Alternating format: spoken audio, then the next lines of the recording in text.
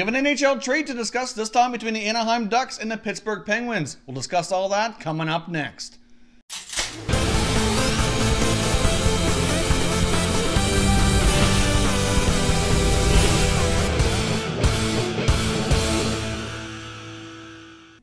Hey everyone, and welcome back to another video here at Top Shelf Hockey. If you're new to the channel, thanks for stopping by. We review and discuss all 31 NHL teams, so if you're a huge hockey fan, consider subscribing and clicking the bell so you don't miss anything.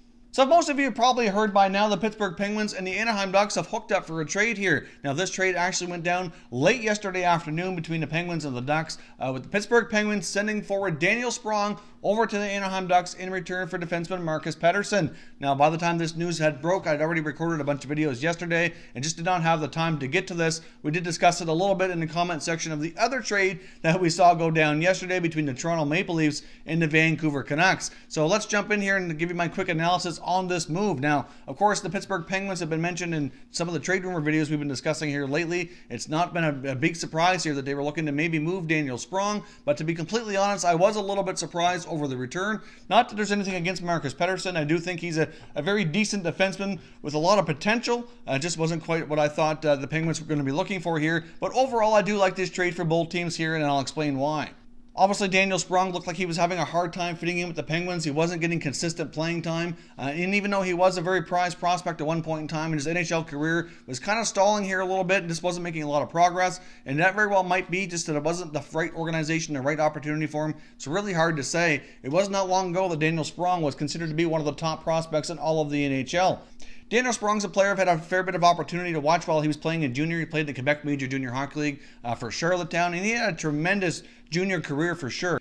Daniel Sprong had an awesome junior career, appearing in 199 junior games over a 4-year junior career, putting up 261 points.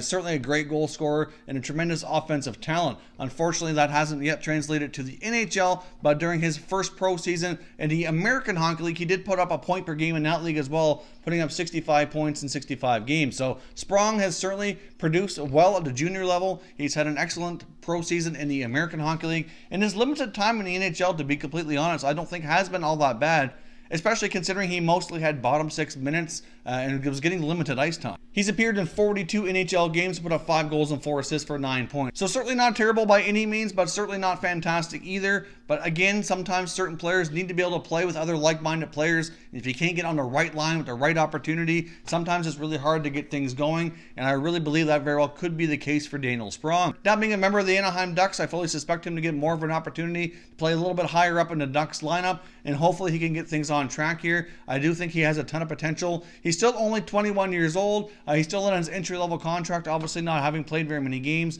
He still has this year and next year before he becomes an RFA. So it certainly gives the Ducks another ELC contract on their books with some potential. Kind of gives them some cost certainty here over this year and next, and see if they can't develop him into the player that we all thought he would be. Now, of course, in return, they send left shot Swedish defenseman Marcus Pettersson over to the Pittsburgh Penguins. And if you take a look at him, it's really, even though it's not the return I thought Pittsburgh would get when they traded Sprong, he's certainly the type of player that they do really need on their team. So far this season for the Anaheim Ducks, Pettersson's appeared in 27 games. He has got 6 assists, he's +4, and he's actually been playing a fairly big role, partially due to injuries a little bit. For the most part, I guess he'd be considered a third pair guy, but he's been playing bigger minutes due to some of the injuries on the Anaheim Ducks blue line. At least as of late, he's been playing about 18 to 20 minutes per game. So really overall, I do think Pettersson is a pretty decent defensive prospect, and I do think he has a strong potential here to blossom into a pretty solid top 6 defender at the NHL level. I'm not really sure how high his ceiling is going to be, if he can be, a top 4 or even a top 2 kind of type of guy.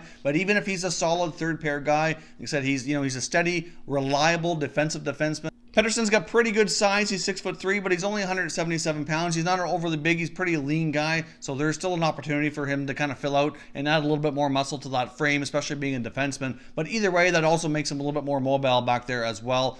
So overall, I do like Pettersson as a good fit in the Pittsburgh organization. Obviously, their defense this year could certainly, use some upgrades. Just wasn't quite the direction I thought they would go, but still, it gives them cost certainty as well. Now, he's an RFA at the end of the season, so he's in the final year year of his entry-level contract, so he'll need a new one moving forward. But really, considering the limited action he's seen, I really don't think he's going to earn a whole lot of a raise moving forward, so that kind of helps the Penguins as well with salary cap constraints and trying to be tight on their budget here to kind of make some other moves. So it gives them a good young player who could blossom into a potential top 4, top 6 D, with some decent upside, but more defensively reliable. And like I said, it gives them a little bit more cost certainty as well. They could probably give him a 2 or 3 year contract this summer for moving forward, with likely only a small raise considering the limited action he's seen so far. So overall, I like this move for both sides, but obviously because of the nature of each of their positions, I do think Daniel Sprong obviously has a lot more offensive potential. That's not really Pettersson's game. So I do think the Anaheim Ducks long-term could very well win this trade if Daniel Sprong can turn into the player that he certainly projected to be in junior and what he's shown flashes of in his one season in the American Hockey League. So, of course, as always, I'd love to hear your thoughts and comments down in the comment section below on this trade. Who do you think won this deal? Do you like the trade for both sides? Leave your comments and we'll continue the conversation. If you're new to the channel here, I hope you consider subscribing. We cover all 31 NHL teams, and there's plenty of content here for all hockey fans to enjoy. So if you're new, hit that subscribe button. And if you like this video, please give it a thumbs up before you go. I'd appreciate it if you did. As always, thank you very much for watching, everybody. We will catch you next time.